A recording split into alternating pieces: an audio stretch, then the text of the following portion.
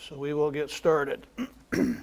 I'll go or forego introduction since this group knows who I am. This briefing is to provide you an overview of an officer-involved shooting that occurred last Friday night at approximately 11 p.m. in the 1900 block of 6th Street West. Our goal is to be transparent with the community and share as much information as legally allowed when such critical incidents happen. I'll provide information on police procedures and evidence relevant to the case that will give you and the public a better understanding of what took place based on what we know right now. The information that I'm about to share is preliminary and the investigation is ongoing. Our understanding of the incident may change as additional evidence is collected and reviewed, and we will update as needed. At approximately 11 p.m. on Friday, August 12th, officers were sent to a residence in the 1800 block of 6th Street West regarding a domestic disturbance. While en route, officers were notified by dispatch that the female victim had gone to a neighbor's house following an argument with her highly intoxicated boyfriend and that he was tearing up the house. The victim and neighbors both reported that they could hear things being broken next door prior to the, broken, and that prior to the victim leaving, the suspect had punched a hole in the wall and broken a mirror.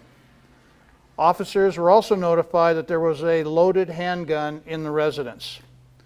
Upon arrival, officers met the victim at the neighbor's house, which is a duplex that shared a common wall with the victim's house, and they began to investigate, which was a partner family member assault call. The officers were told that there had been no noises for a little bit of time and that witnesses thought that the suspect had left. Shortly thereafter, officers heard a single gunshot coming from the duplex apartment next door. Officers immediately evacuated the neighbors and the victim, got them to safety, and notified dispatch that shots had been fired. Officers took up various positions of cover on the street, and within a few minutes, the suspect exited the residence and stepped onto the front porch. At that point, officers saw that he held a cell phone in his hand, and they gave him instructions to stop and get on the ground. The suspect refused to comply and walked off the porch and onto the sidewalk, where he began to head north. Officers continued to give commands, all the while moving north as well, using whatever cover they could find. At one point, the suspect raised his hands and began to walk backward. Officers then saw a handgun tucked into the waistband of his pants. The suspect was not compliant, and he walked backwards, facing south for about a block and a half to an alley between Avenue F and Park Hill. While doing so, the suspect kept lowering his hands to his waistband, but never actually grabbed the gun. He made several suicidal comments during that time. The suspect said that he was going to pull the gun out and put it out on the ground at one point. He was ordered to not touch the gun. He then touched the waistband 3 times without grabbing the gun. The 4th time, he grabbed the gun and began to pull it from his waistband. At that point, Officer Ryland Nelson, R-Y-L-A-N-D-N-E-L-S-O-N, he is a 6-year veteran, fired 1 round from his department-issued handgun at the suspect, striking him in the lower abdomen. The suspect went down and dropped his handgun. Officers moved to secure the suspect, then quickly rendered aid until medical personnel arrived. The suspect is a 22-year-old male white Billings resident and was transported to the hospital, and he is currently listed as critical but stable. He was armed with a 9mm semi-automatic handgun. Picture on the screen right there. At this point, no arrests have been made, so we will not be naming the suspect at this time.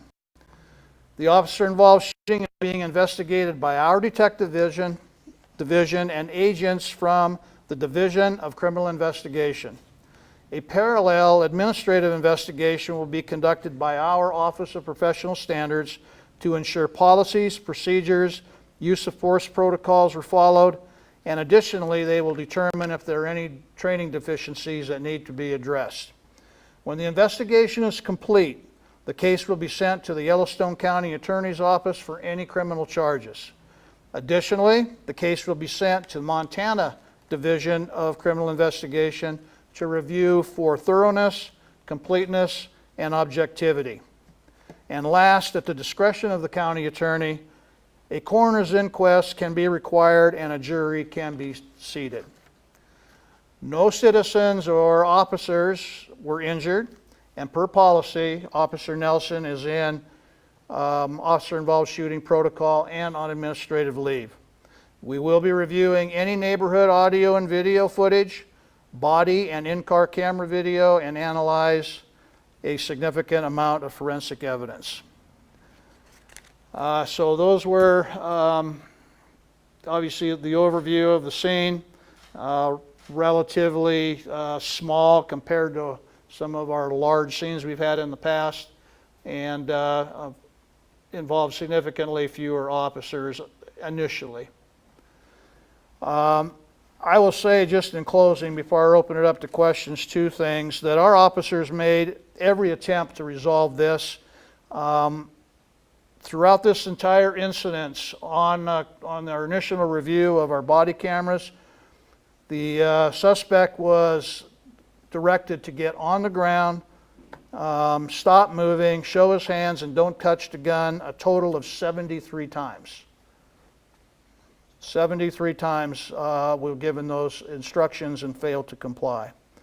And I will say that I'm very disappointed that despite our proactive efforts, and they have been significant this last year, we continue to deal with domestic and gun violence. Both are senseless, and there's entirely too much in this community. And we will continue our efforts to try to get those numbers turned the right way.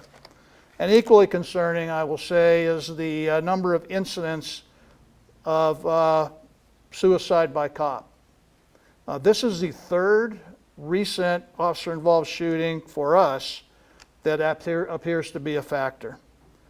And we are mindful of this trend, and we're working on techniques to mitigate. But at the end of the day, our number one priority in any situation is the public safety, our officer safety, and then trying to get people the help that they need. And as I say, we will continue our work in these areas, and hopefully we don't have any more of these situations. With that, I'll take questions. Casey. How many officers responded? Well, initially it was just two to handle the disturbance call. And so, which is pretty standard for that type of call. Once the shot was fired, it was basically all available personnel were headed that direction. So they were coming from all over. And as usual, we need to set up perimeters. We need to make sure that that we have enough people to handle the situation appropriately. At that point, we still, let me see, so it was about 11 o'clock. We did have two shifts on.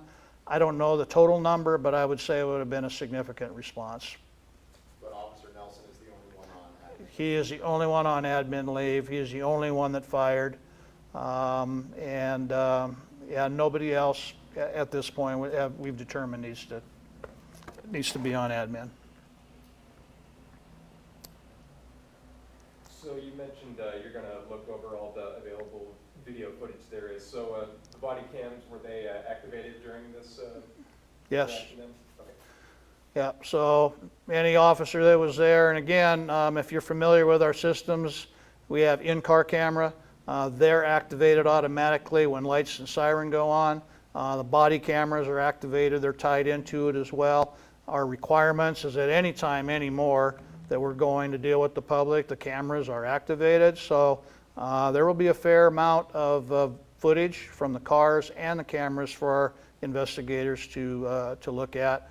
The information that I shared on the number of commands that were given, was what we got from the first review of body footage, body camera footage, I would say. The point being is that multiple times we gave instructions to resolve this peacefully, and it did not get any compliance. In a lot of, I believe the previous 3 OISs this year, the suspect has been known to law enforcement. Is that the case here? Yes, we are familiar in that he's got a minor criminal record, mainly minor property crimes and traffic offenses. So that's how I would say that we're familiar with him. But other than that, nothing more significant. So The address, 1804 6th Street, so is that a duplex? correct. Yeah. So the duplex is on the corner. They share a common wall, and so the initial incident took place in one apartment or residence, and the victim was at the other one. And so that's where the officers were when the inside gunshot went off. So obviously concerned that we're shooting through the wall. So they immediately evacuated everybody there, got them to safety, and then took up position outside of that residence until the suspect came outside. Have they determined what side of the duplex the gunshot came from? It came from the victim suspect side. So yeah, we know what the addresses are on that.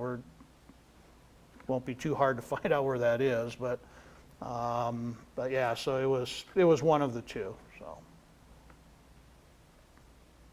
Was the officer's reaction when he did fire the shot? You mentioned the trend of suicide by cop that's sort of been going. Was that the shot that was taken? Was that taking that into account, or is it just pure reactionary sort of? well, I don't know what they're immediately thinking. I can say that the fact that they immediately evacuated the residents of that place and took them to an area of safety, and you had them laying down behind vehicles and all that, I can tell you that their number one thought was the safety of those individuals.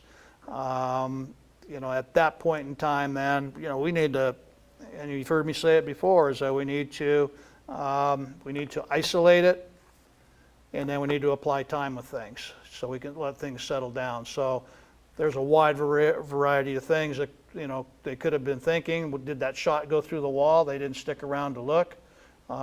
Did he shoot himself? I didn't determine that yet. And then was it just I'm angry and I fired in the floor or something? So I mean, those are things that they're thinking about. But at that point, let's get people safe. Let's isolate this. Let's apply time, and try to get the thing resolved. Okay, I guess I was thinking the shot by Officer Nelson, though. Like, he wasn't shooting to kill, he was just shooting to stop? Stop the threat. Yeah, okay. Yeah, stop the threat. Yeah, and so as indicated, the round hit the lower abdomen. He went down and dropped the gun. That stopped the threat. You talk about this trend of suicide by cop. Can you speak to a larger trend of violent crime that I believe your department said had been going down in 2022, but it seems like, this is, I believe, the 4th OIS that you've been involved in this year. Are you seeing that trend back the other way at all? Our 6-month numbers really did not take into account the officer-involved stuff. So we're looking at homicides, aggravated assaults, things of that sort. Those went down. 13% decrease over the same period in 21. And so when you look at officer-involved stuff, when we classify those, again, way down the road, but you get coroner's juries so far have ruled our shootings are justified. So they're not going to be ranked in those statistics, kind of a standalone thing. The underlying thing, however, what brought us to this house was a PFMA, was domestic violence. I don't know whether it was at a misdemeanor level, I don't know whether it was at a felony level. That's what the investigators are going to determine on the front end. The fact of the matter is that we had domestic violence taking place, which is tough for us to really prevent unless we're standing in the kitchen. But we have an appropriate response. We were dealing with the victim on what took place, trying to make sure she was safe, find a place to go, so on and so forth, when this happened.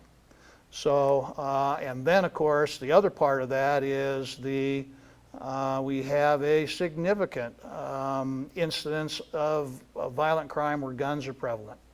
They are used in everything. And we're seeing a younger and younger crowd use them. It's easy to pull the trigger. When you start talking about teenagers that are with the gunplay, I mean, obviously their ability to work through some things, and they're much more impulsive than others may be. So we're seeing a high propensity to solve problems with firearms. And there's a lot of them out there, and I think just in 6 months, our street crimes unit confiscated 120 plus in just there, and that's just one unit. We're not talking the other units that are out there. So we're running into a lot of them, and then of course, interject the police department into a volatile situation. Somebody that is under the influence of drug or alcohol, maybe mentally ill, and we're trying to gain control, and there's firearms there. Nothing good happens there. That answer your question, and Yeah. way too much or more? So.